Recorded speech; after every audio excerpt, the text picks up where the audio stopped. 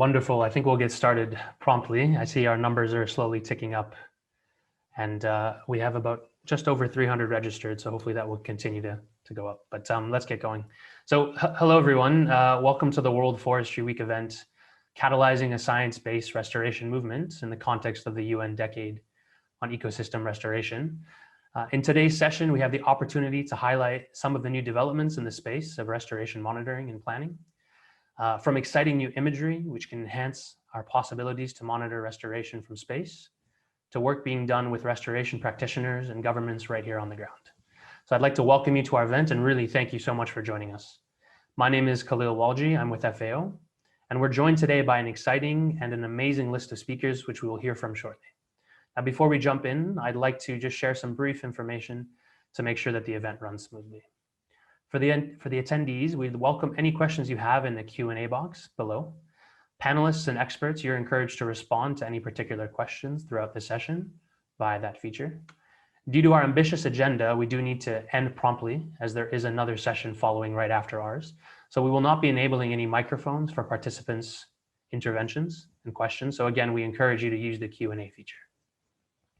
We also welcome any panelists and attendees to use the chat function to share any observations or any introductions. We're pleased today to have simultaneous translation for French, Spanish, and English, which can be accessed via the globe icon at the bottom right-hand corner. Any technical issues that you have, please refer to the audio-visual services using the private chat function. And finally, the session will be recorded and uploaded onto FAO's YouTube page, so do not worry. So that's it for housekeeping. And given our ambitious agenda, I would like to get started right away. And to start us off, I'd like to invite Ms. Mette Wilkie, the Director of FAO's Forestry Division and co-lead for FAO on the UN Decade, to provide some welcoming remarks to start our session. Mette, the floor is yours. Thank you very much, Khalil. Good morning, good afternoon, good evening to you all. It's a great pleasure to be with you here today and to talk a little bit about the United Nations Decade on Ecosystem Restoration, which is starting next year, 2021. The aim of this decade is to prevent, halt, and reverse the degradation of ecosystems worldwide. So what is it exactly that we want to do here?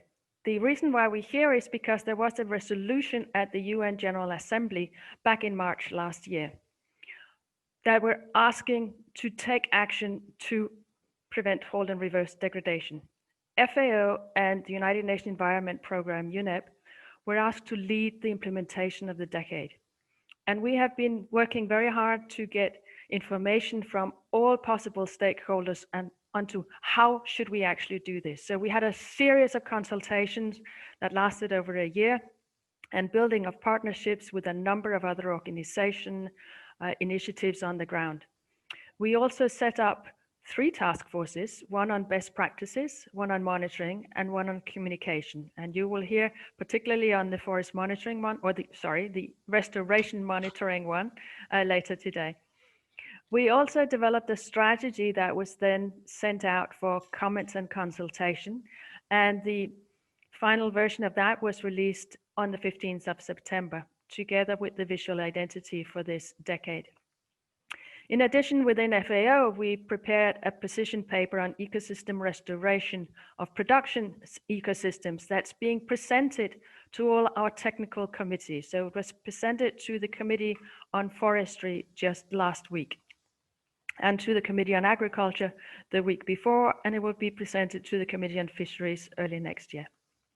We have a website here, the link is down below, where you can find the strategy for the decade.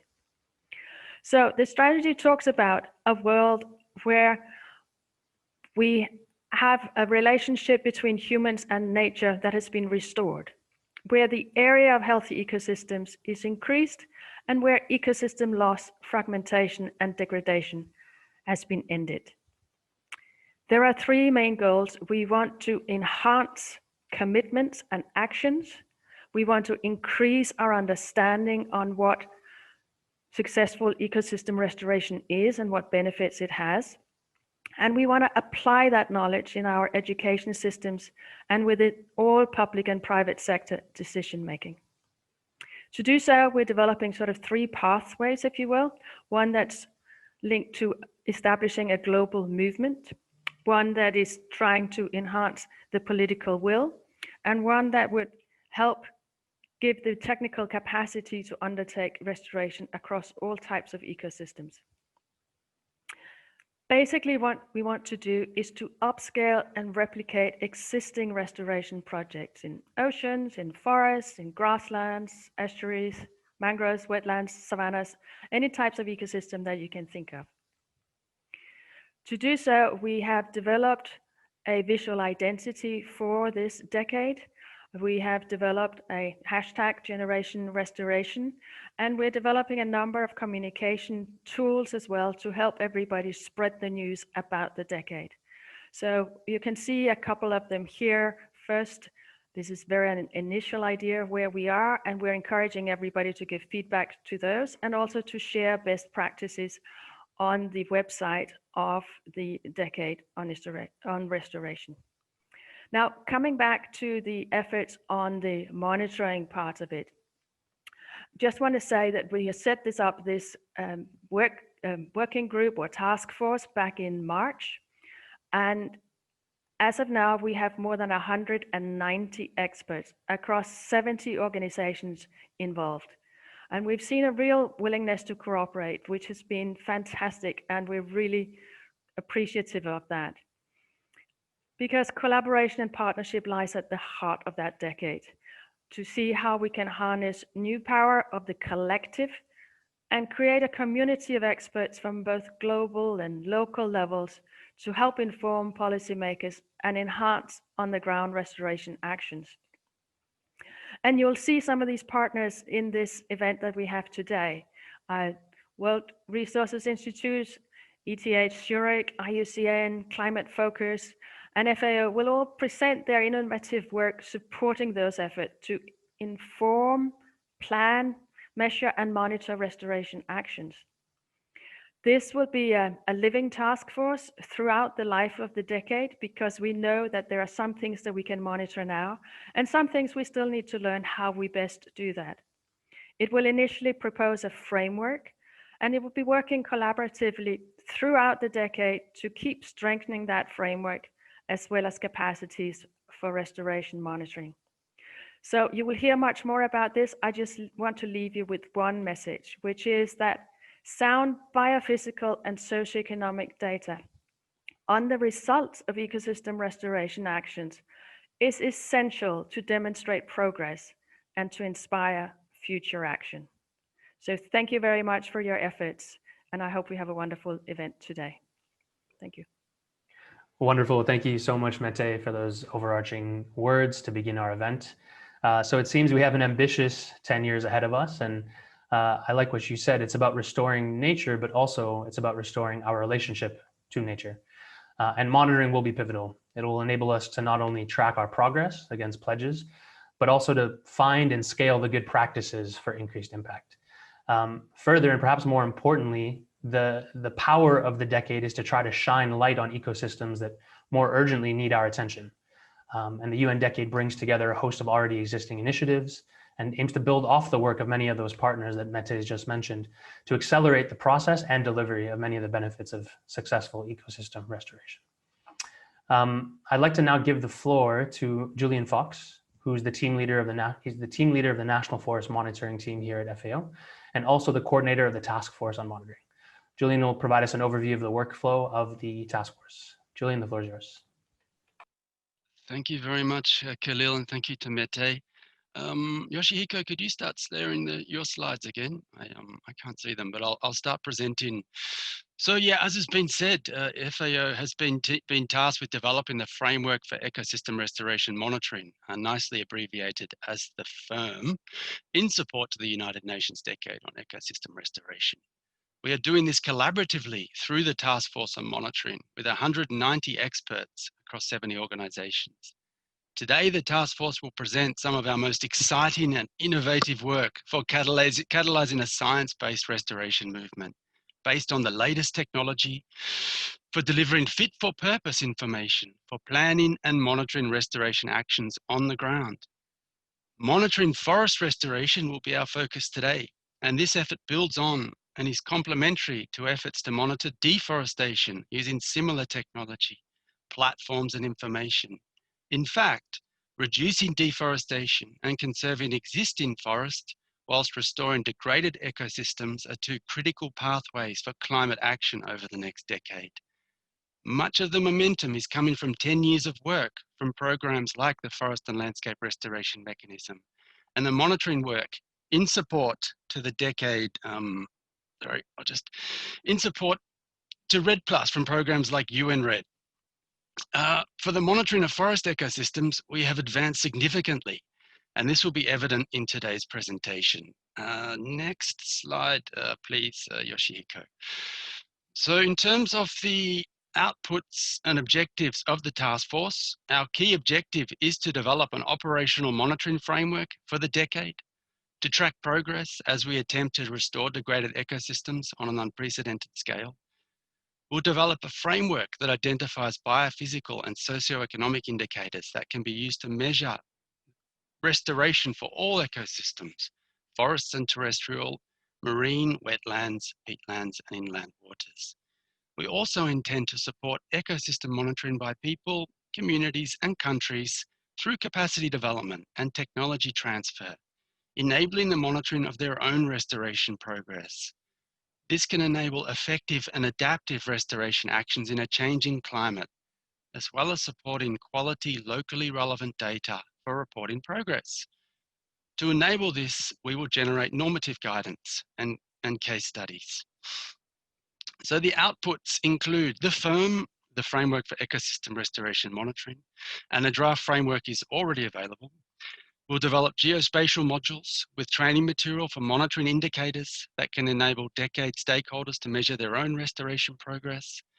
We will conduct country pilots of the framework and case studies of restoration monitoring in the context of forests. Country work will reinforce existing structures such as national forest monitoring systems. We would also like to create a geospatial dissemination platform in collaboration with the task force members for data access and transparency, and for sharing geospatial information, innovations, and technical solutions among decade stakeholders. Next slide, please. So the development of the monitoring framework for the decade requires extensive collaboration and partnership, and we are drawing expertise and contributions from all relevant experts. The task force was established in March as a voluntary partnership, and we have seen a real willingness to collaborate with a shared vision for collective action on restoration, which has been wonderful. We are divided into 3 sub-task forces, one focused on the monitoring of terrestrial ecosystems, including forests, pasture and croplands, another focused on the monitoring of aquatic and transitional ecosystems, including marine, inland waters, peatlands and mangroves, and finally an effort focused on socioeconomic elements. The overall effort is coordinated by FAO and UNEP's World Conservation Monitoring Center. Next slide, please. So our work plan to achieve these outputs will culminate in the launch of the FIRM framework and geospatial modules and a geospatial dissemination platform at United Nations Environment Assembly, tentatively scheduled for February 2021, close to the official commencement of the decade. We have an ambitious work plan, but given the ambitions and importance of the decade, we will work collaboratively across the task force to deliver. We are making good progress and have mapped all existing indicators from SDGs and other frameworks related to restoration, and will work with ecosystem experts to identify key indicators for biophysical and socioeconomic monitoring. During November, we are planning a series of virtual events to explore how we can leverage technology and innovation to measure and monitor the key indicators. And today's presentations will provide a flavor of what is possible. Next slide, please. In terms of our geospatial work, this is our mind map for what the FIRM geospatial could look like, integrating existing frameworks, indicators, data sets, and platforms. We would like to build on FAO's new hand-in-hand geospatial platform, which already integrates a vast quantity of cross-sectoral data with linkages to platforms. Watch this space for some exciting developments to come. Next slide, please, Khalil. I wanted to show this in the context of the presentations to follow. As we know, there is a lot of excitement around the restoration movement, with many initiatives and activities underway. As a task force, we have been busy seeking synergies between initiatives, avoiding duplication of efforts, and moving forward together. This diagram came out of an internal workshop last week among partners, developing a theory of change for the role of monitoring, data, and information in restoration. You can see we are trying to seek synergies and map the role of different initiatives. Who are with us today for planning, monitoring, and scaling restoration? On this collaborative note, I will pass back to Khalil to let the exciting part of the presentations begin. Thank you very much, and back to you, Khalil. Thanks very much, Julian. I think now that we've had two introductory remarks from Julian and Mete, it's a good time to jump to the second part of our session. And we've invited 6 presenters today, and we've asked them for the near impossible, a really ambitious task, which is to summarize the work that has taken many months, sometimes many years, and efforts of countless of their colleagues into a 5-minute lightning talk. So the next part of our session, we will hear lightning talks from 6 partners to provide us with a concise yet engaging overview of some of the efforts that are ongoing currently in restoration monitoring and planning. So I'll take up no more time so that we can deliver on our planned agenda. And I'd like to turn the floor first to Yelena Feingold, who's a forestry officer at FAO, to kick us off by presenting on the application of newly available high-resolution imagery for restoration monitoring. Yelena, over to you. Thanks, Khalil. So as Julian and Mete highlighted, ecosystem and forest restoration are a critical part of the equation for addressing climate change. In order to achieve the ambitious goals for restoring forests around the world, we need robust data and tools to accurately and consistently measure changes over time. Next slide, please. Forest restoration monitoring requires engagement on the ground, collecting field data, engaging communities and citizen science, as well as using information from satellites. By combining different types of data, we can build a full and transparent picture of how restoration activities are progressing. Better information and improved monitoring breaks down barriers and risks for investment in forest restoration. Today, I have some very exciting news about new data that has become recently available. Next slide, please. Norway's International Climate and Forest Initiative has done something incredible and is investing approximately $43 million to make high-resolution satellite imagery freely accessible in the tropics. In this animation of planet imagery, which is currently accessible through FAO's CEPAL platform and Global Forest Watch, we can clearly see a tragic scene of deforestation and forest degradation. This imagery is incredibly powerful for taking action against deforestation. Cloud-free, globally consistent images are updated and improved each month and enable up-to-date tracking of forest change. Historical high-resolution imagery can identify where deforestation and degradation have already taken place to target such areas to bring back the forest. Moreover, this imagery can be used in the context of restoration monitoring, tracking how forests are growing back. At FAO, we're building off our experience in REDD+, monitoring, reporting, and verifying forest gains and losses. And I'd like to share a couple of our examples and our experiences working with countries and partners to monitor change and how this new imagery complements these analyses. Next slide, please.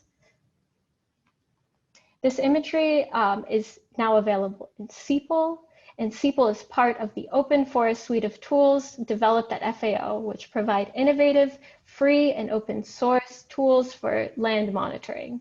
Anyone can sign up to CEPAL to access and process satellite imagery and generate information for forest monitoring. It builds on existing cloud computing technologies from Amazon Web Services, Google Earth Engine to seamlessly integrate geoprocessing tools that can run in Google Earth Engine, R, or Jupyter notebooks. We are actively developing and integrating the latest science into accessible user interfaces to provide tools for monitoring and reporting, following the firm guidance, as Julian mentioned, and we welcome collaboration. Next slide, please.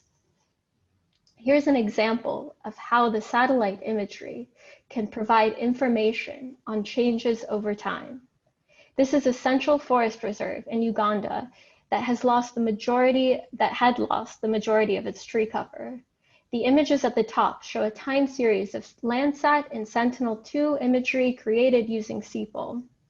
Using cutting-edge technology, we can further drill into a specific area to identify where changes occur by observing vegetation trends. We can see in the time series in the lower left-hand corner that there's a steep increase in vegetation and tree cover from 2018 and onwards. In the planet imagery, the yellow box area shows the land converted back to forest. Next slide, please.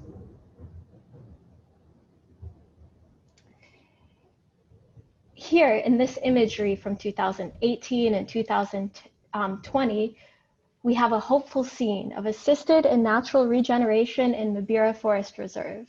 Mabira is one of the few remaining tropical forests in Uganda and has experienced severe degradation.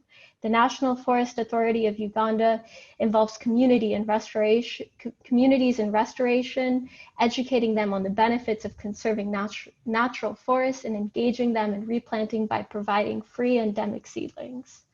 The purchase of this high-resolution imagery is especially timely, as staff might be stretched and travel might be limited due to the global COVID-19 pandemic.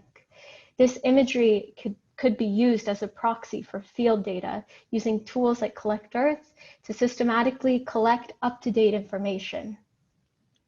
This newly available imagery will complement the National Forest Monitoring System in Uganda. The National Forest Authority generates updated maps of forest change using CPOL to report deforestation for the UNFCCC and REDD+ for domestic forest monitoring. And this new high-resolution imagery will help improve the accuracy of reported changes at national and subnational scales. Next slide, please. And here I have another example of restoration monitoring and reporting at the project scale in Cox's Bazar refugee camp in Bangladesh. Over 1 million Rohingya people have fled to Bangladesh and are living in the world's largest refugee camp. This area that we see here was converted into informal settlements that were built into the slopes where a forest once was. Without trees to stabilize the land, there is a huge risk of landslides.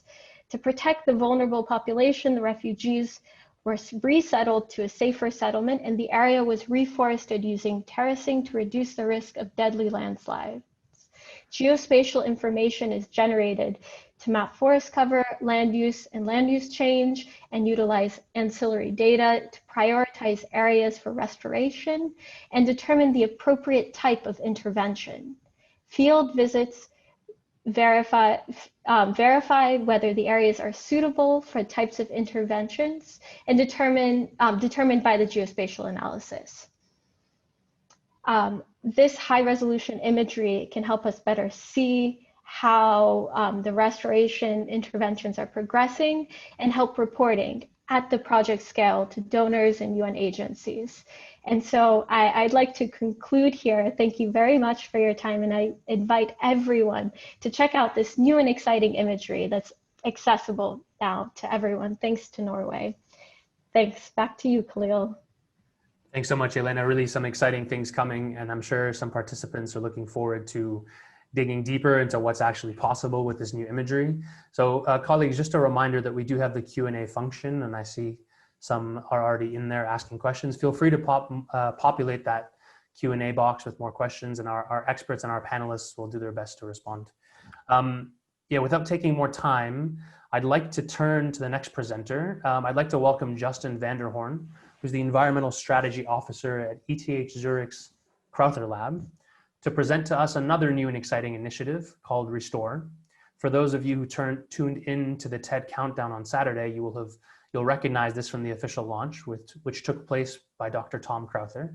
So we're thankful that Justin has joined us today on the heels of such a well-publicized announcement to provide us with an overview, as well as dig a bit deeper into what Restor is offering the restoration movement. So Justin, over to you.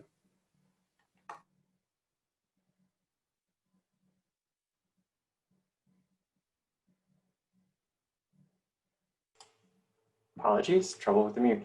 Thank you so much for the invitation today. I'm really honored to be part of such an amazing group and coordinating these very complementary efforts across our organization to support global restoration. So the Crowther Lab is a scientific research group at ETH Zurich, the Federal Technical University here in Switzerland. And our aim is to generate a better understanding of global ecology in order to inform and address biodiversity loss and climate change. So we study everything from the soil microbiome and fungi to the global structure of forests and the impacts of climate change on ecosystems and our environment. I'm excited to quickly introduce you to our scientific approach and the exciting new project we're working on that Khalil teased for us. So on the next slide, please. So our scientific approach is very data-driven. Most of our research starts by using vast databases of ground-sourced information collected by countless scientists and practitioners, some of whom I noticed are joining today, so welcome. But this data includes, for example, soil samples or forest inventories from around the world. We then pair that information with plant traits and the physical environment, the climate, and even remotely sensed information in satellite imagery to identify patterns and correlations. We then use machine learning to extend those patterns around the world in order to create new models as visualized maps. And using this approach, we've learned more about the distribution of soil microorganisms and soil fungi, which are critical for nutrient and carbon exchange and understanding where certain ecosystems will thrive or are degraded. We've also shown how many trees exist on Earth and the global potential for tree restoration. But what we wanted to do, particularly in context of today's meeting, is figure out how we could use this to benefit the global restoration community. So on the next slide, about a year ago, we started working with Google to scale this idea into Restor. Restor will be an open access, science-based platform of ecological insights coming next year in support of the UN Decade on Ecosystem Restoration. And I'm pleased as an early audience to show you a bit of a sneak peek about what it will address, but essentially the three main areas are to help restoration practitioners to first analyze and understand the insights of their locations, 2, to incorporate some aspects of monitoring, and 3, the ability to share information about restoration projects. So on the next slide. So beginning with analyze, what we want to be able to enable restoration practitioners to do is access ecological insights at the site level. So specific to your projects, can you see, for example, what the restoration potential would be, what the estimated current and future carbon storage in the soils and trees would be, what species of flora could exist based on the local conditions. On the next slide, some aspects of monitoring. Shown here is a simple time lapse of a project, but as I mentioned, we're very, our niche is on the ground up, and so we're looking to facilitate ways for projects to upload data from their sites, not just to show their impact and development over time, but also to feed that back into our models that will inform other restoration projects around the world. And finally, aspects of sharing.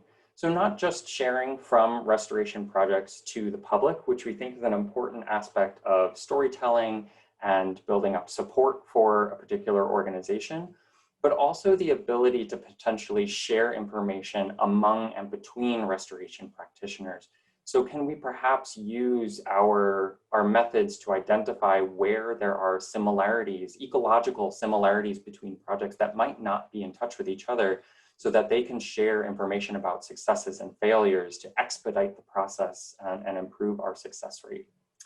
So in quick summary, Restor is this forthcoming platform of ecological insights to help restoration practitioners analyze, monitor, and share their projects. And if you're listening in from a restoration project, please check out restor.eco and sign up, let us know. We'd love to share some scientific insights with you and fold you into the restoration movement that we're building together with this team here.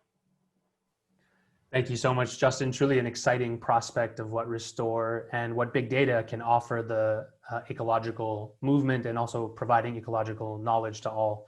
And I really like what Tom mentioned. One sentence really stuck out to me. He said, Restore is reliant on the whole ecology of humanity. And I think that really resonates as well for what the ethos of the UN decade is. We want to monitor actions from all actors, from school groups to communities, national governments.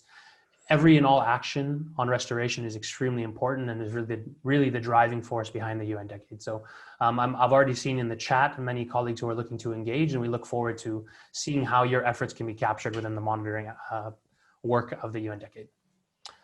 So moving on swiftly, I want to offer the floor next, and I'm delighted to give the floor to our third speakers in the lightning round. I'd like to welcome Ms. Gillian Gladstone of Climate Focus and Katie Reiter of the World Resources Institute to provide an update on the work of the Global Restoration Observatory. Katie and Gillian, over to you.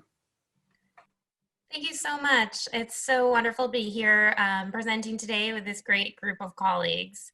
My name is Gillian Gladstone with Climate Focus. As Khalil said, I'll be joined by Katie Reiter from WRI, and together we'll share an overview of the Global Restoration Observatory, or GROW. The GROW seeks to address the knowledge and data gaps currently hindering comprehensive restoration monitoring in order to increase the impact of existing restoration goals and platforms like the UN Decade, as well as the Bond Challenge and nationally reporting of nationally determined contributions under the Paris Agreement. So the GROW is a multi-stakeholder initiative of leading data providers and think tanks, including my colleagues on the line today, as well as others whose names you see on the slide here.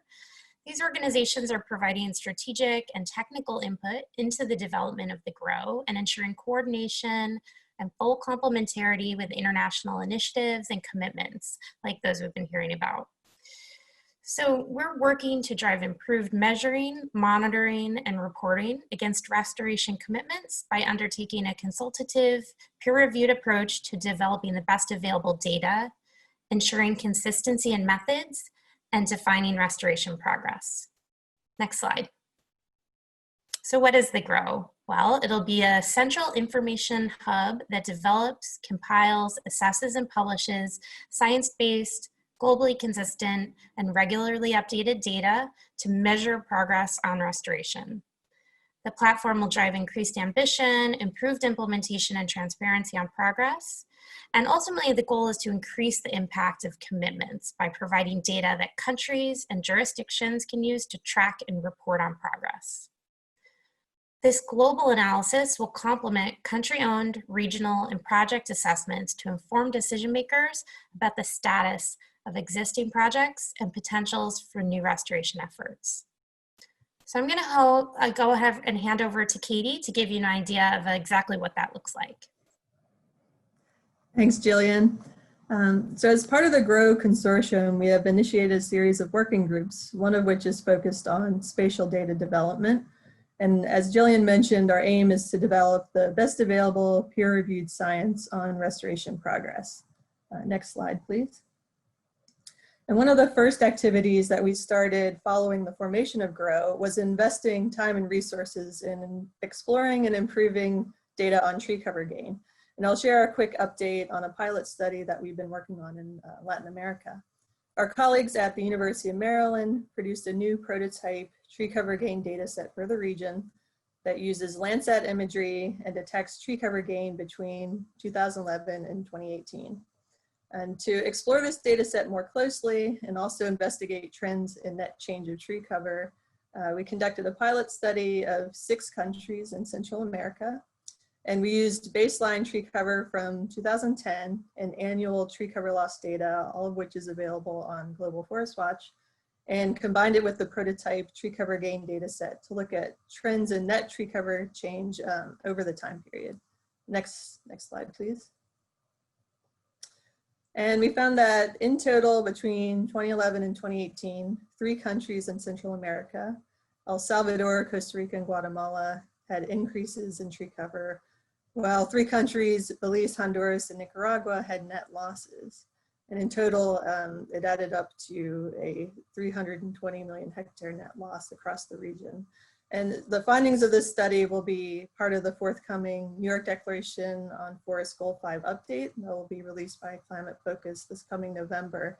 And so this is just kind of a look at how we intend to combine different data sets to produce this look at how restoration is progressing on this national and regional scale. Next slide, please. And so this pilot study is one step in this process we've undertaken with GROW in developing a globally relevant restoration progress index that will allow us to compare countries and allow us to set a standard so that we can truly understand how much progress we've made on restoration collectively. And that being said, we also recognize that restoration is not just about measuring change in tree cover. We also need to measure the impacts that restoration has on the broader landscape, such as on soils, on carbon, water, biodiversity, and people, and which are all, of course, the reasons for implementing restoration in the first place. And these are just as important to measure. And we're also building up research on these impact indicators and thinking about how we can incorporate them into this broader restoration index. And with that, I will hand it back over to Khalil. Thank you. Thank you so much to Katie and to Jillian. Truly critical efforts being taken by GROW to provide a scientific underpinning for monitoring restoration. And as mentioned, the efforts to generate globally consistent data sets on ecosystem restoration, which is a complex challenge. So thanks to you both for the overview of that work. I think it's a good moment to transition to our next speaker. We've heard about a few platforms already. We'd like to highlight one more, which I think is being used by up to 20 countries, but I may be corrected on that number very shortly. The Restoration Barometer measures and tracks restoration efforts against the Bond Challenge pledges and tracks both restoration success factors, results, and benefits. So to give us an overview of the new developments of the Restoration Barometer, I'm delighted to turn the floor to Ms. Elmadina Krilasovic from the IUCN Forest Conservation Program. Elmadina, over to you.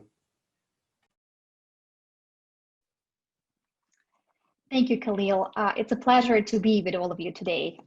As it was mentioned, my name is Elmadina Krilasovic, and I will be speaking on the IUCN-led restoration monitoring efforts today.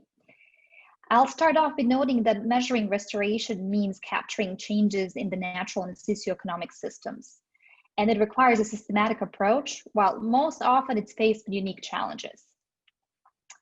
The idea for the barometer originated in 2016 to support the progress tracking with the implementation of the Bond Challenge commitments, while in reality, the barometer has been applied to measure the progress of ongoing restoration efforts in the broadest sense. That means in terms of ecosystems and also type of restoration commitments, while being underpinned by forest landscape restoration or the FLR approach. The barometer and IUCN are proud to embark on the UN Decade Restoration Journey with many other partners and colleagues and that we're seeing today, but sort of also in other, the ones that are not necessarily speaking today. So next slide, please. I will speak a little bit about the barometer design that is relevant for this slide that you're seeing here. So in terms of the design, the Barometer of Restoration Progress is a universally applicable systematic framework that allows identifying, assessing, and tracking action on restoration worldwide. The barometer is currently designed to look into two distinct dimensions. In the first one, we use indicators that are dealing with the existing enabling environment for restoration as the success factors. And these are policies and institutions, financial flows relevant for restoration, technical planning, and restoration monitoring systems. These selected causal pathways are a good predictor of the likely uptake of the restoration and its successes. And in that sense, the barometer allows the decision makers to target the enabling efforts where they're needed the most.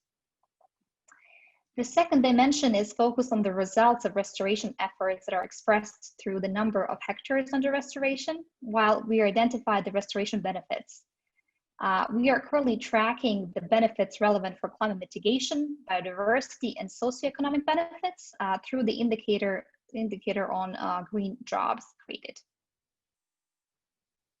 It's important to know that the barometer is based on country-level reporting, whether national or sub-national, and that is verified by experts.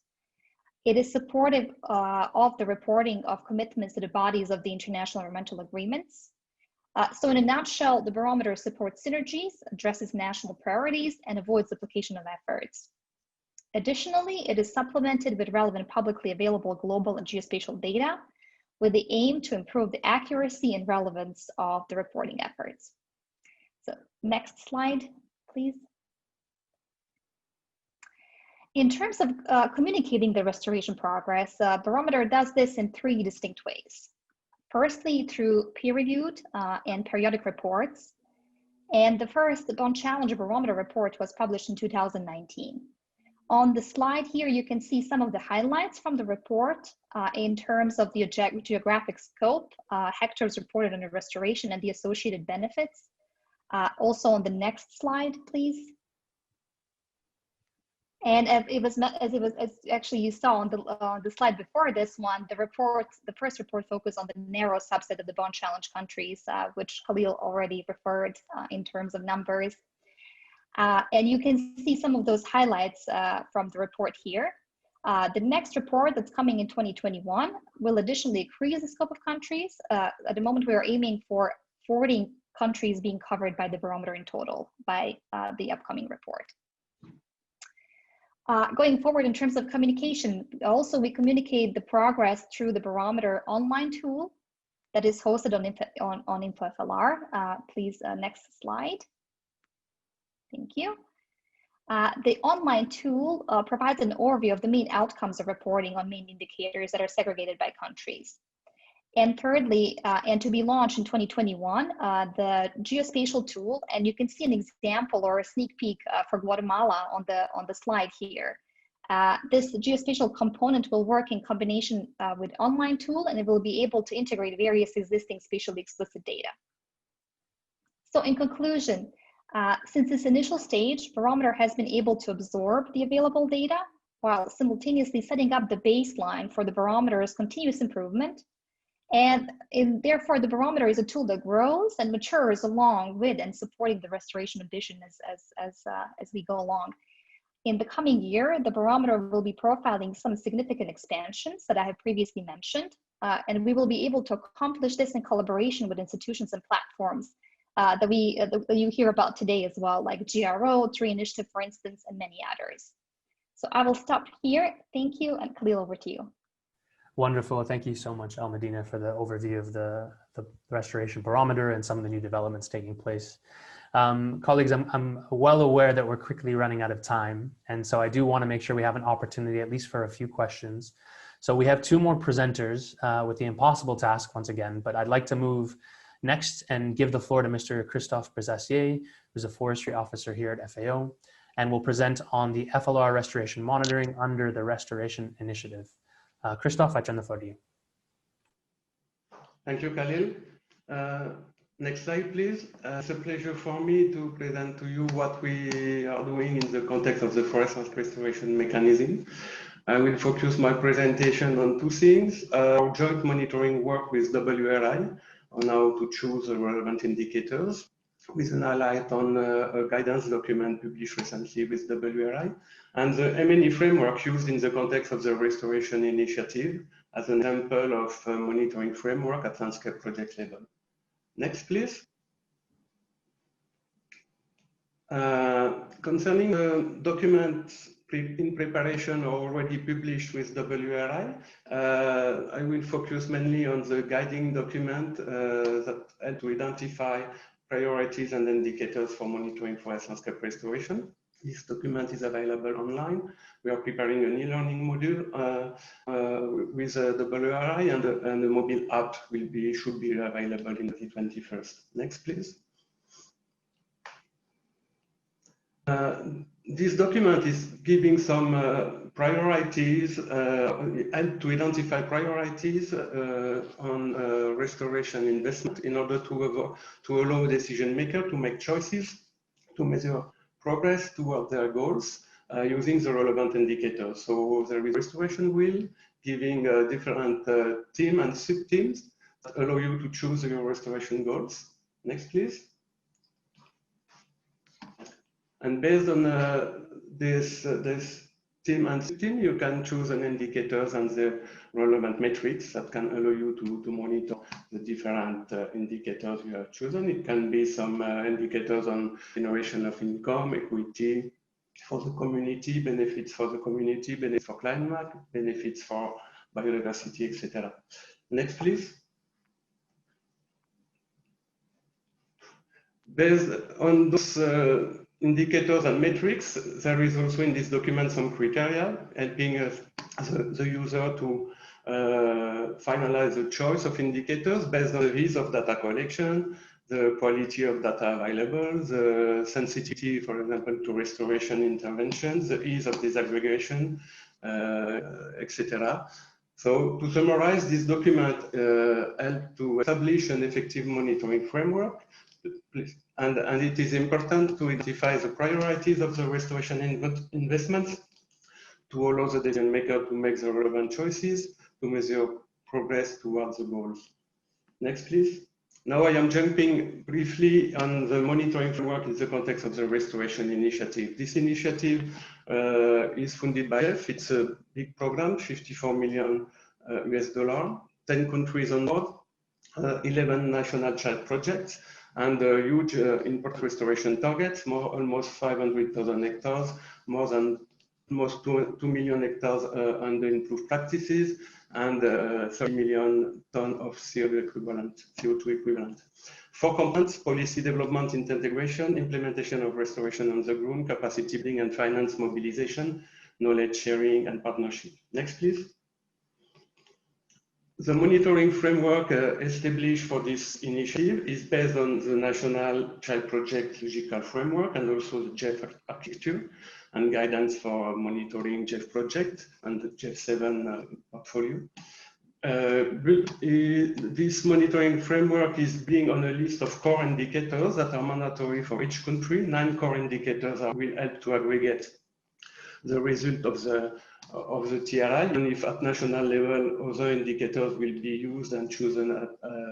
There are 9 mandatory indicators. We have prepared a guidance document in English and French for the national teams. We are providing support, targeted support at country landscape level to help the preparation of the baseline scenario, and we are providing tools and methods for monitoring the 9 selected core indicators. Next, please. For the baseline, of course, we are supporting using the tools presented by Jelena, so to help the preparation of land use productivity maps with collectors, result of land use classification with CEPAL prepared during Mapathon. Next, please. And concerning the 9 core indicators, we have 1 core indicators relative to the component on policy, with the number of policies and regulatory frameworks relative to restoration. We have 4 indicators for the component 2 on restoration on the ground, with mainly area of land store, area of land under improved practices, of course, greenhouse gas emission, and the number of direct beneficiaries disaggregated by gender, with sometimes some data on the number of beneficiary training for small grants, for seedlings, etc. The component on capacity building is on finance and mobilization. We have 3 indicators on number of cross-sectoral planning mechanisms, value of resources, number of bankable projects prepared in the context of TRI. And finally, we have also 1 indicator on the number of knowledge projects developed and shared in the context of the program. For each indicator, we have a sheet that is explaining the details. Please, next, please. This sheet is giving the definitions of the indicators, the unit of measurement, the measurement approach and tools, the source of data and information available, the frequency of measurement, reporting, additional notes, etc. And just to give a conclusion, this monitoring framework is probably an interesting example of how to monitor a program with several national projects and investment at field level, and also with objectives that are not only the total number of hectares to be restored, but also the improvement done in terms of policy, in terms of capacity building and knowledge sharing efforts. Thank you for your attention. Thank you so much, Christophe. I think it's clear from your presentation that the monitoring effort is not starting from scratch. We'll be building off the great work already done with the partners that are part of the TRI in developing a monitoring framework. So thank you very much for that overview. Again, we've only got 10 minutes left for the session, so we have one final speaker, and then I'd like to at least get 2 questions in. So I'll turn the floor very quickly to my colleague at FAO Forestry, Marco Boscolo, to give us an overview of some of the efforts being undertaken to understand the socioeconomics of restoration. Marco, over to you. Okay, thank you, Khalil, very much for this introduction. My name is Marco Boscolo. I work for the Forest Governance and Economics team, and I can just say it's very exciting to see the variety of tools, innovation, and brilliance that are being put to use to serve this movement of restoration. So on the socioeconomics, I wanted to start with reminding ourselves why tracking socioeconomic indicators is critical to the success of restoration efforts. Well, first of all, it's important to better understand what is driving restoration or continued degradation, like factors like population density, growth, poverty, dependency on natural resources, but also factors like infrastructure, policies. These factors affect the costs, affect the benefits, and affect the risks of restoration activities. For example, I mean, it's hard to promote tree planting in areas where land is still quite productive in its current alternative uses, or where human pressure is very heavy because of lack of alternatives or because of high dependency on the current use. The second reason is that it's important to better understand the impacts of restoration. Already many have already said this on important SDGs, for example, like poverty, livelihoods, food security, migration. Restoration can promote small business development, can promote job creation, can promote increasing income, and keeping in mind the reasons that is, socioeconomic is one of the key pillars of sustainability. It's not just environmental, but also social and economics. And it's and the third reason is to better understand the effectiveness of different instruments that countries are putting into place. For example, changes in policies, or changes in incentives or disincentives. So I want to mention quickly one stream of work we're working on that aims to develop, to inform restoration actions on the ground. It's a collaboration between FAO with researchers at the Duke University, Peking University, Spatial Informatics Group, Silva Carbon, NASA Surveyor, with the idea to develop and integrate new and existing socioeconomic data layers into the CEPAL tool that Yelena already mentioned earlier. The primary purpose of these new layers and this tool is for planning. It is intended to aid decision makers in identifying promising restoration locations and assessing the trade-offs among the many restoration impacts that restoration can achieve. It focuses on low and middle income countries, which have great restoration potential on one hand, but face severe informational and financial constraints than income countries. And it is a tool that is web-based, it runs in real time, and as I said, capitalizes on the CEPAL platform. So this collaboration will integrate layers that already exist at the global level, like a demographics layer, like population densities and growth, distance to urban center, access to markets, with the new socioeconomic layers that are being developed or updated. I want to mention this very quickly. One is a layer on opportunity costs of land. Basically, the loss of income measured as revenues minus costs from current pastoral or crop activities. Another one is a layer on establishment costs of afforestation and reforestation.